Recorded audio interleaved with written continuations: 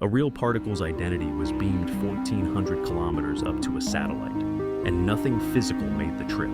This is real quantum teleportation. But forget Star Trek. No object, no energy, and no person was sent anywhere. So, what actually moved? To understand it, you need one strange rule about how the tiniest things behave. Shrink down to a single particle. Down here, it doesn't have to be just one thing or the other. Picture a spinning coin, not heads, not tails, but both at once while it spins. That's a quantum particle. Physicists call this superposition, a real blend of two states held at the same time. But the instant you measure it, that blend collapses to a single, definite answer.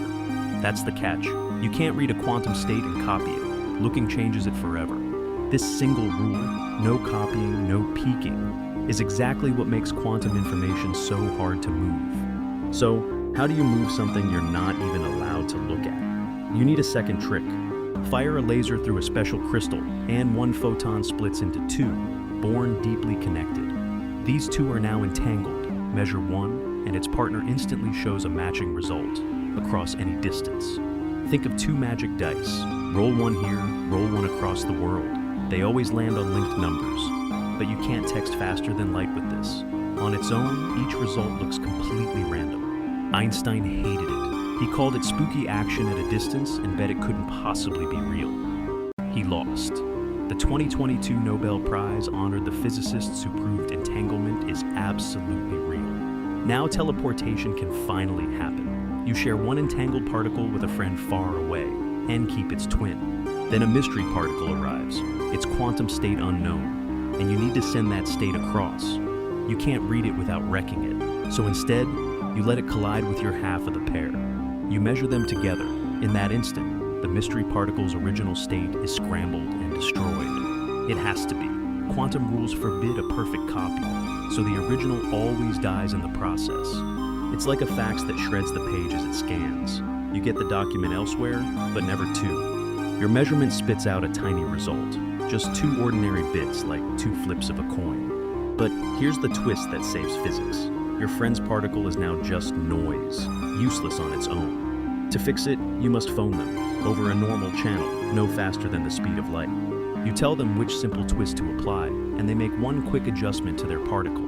And just like that, their particle becomes the exact quantum state your mystery particle once had. The state didn't fly across the gap. It was rebuilt, piece by piece, on a particle already waiting there. Notice what crossed the gap, not the particle, not matter.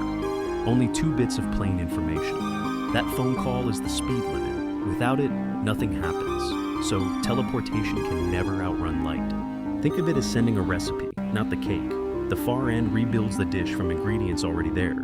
And this is no thought experiment. It was proposed in 1993, then done with real photons in 1997. In 2017, China's Micius satellite linked entangled photons across 1,200 kilometers of open sky.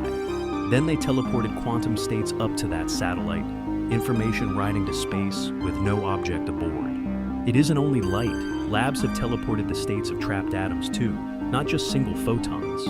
And in 2024, researchers did it through a fiber cable while it carried normal internet traffic.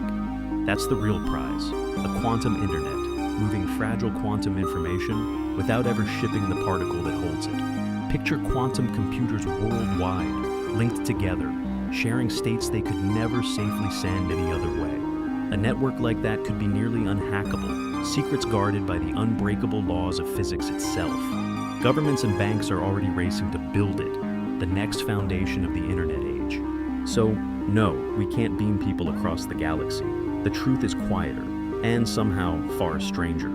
We can copy a particle's exact identity across the planet, as long as we remember to make the call. So, what do you think? Is the quantum internet humanity's next leap, or a lab trick? Tell me below.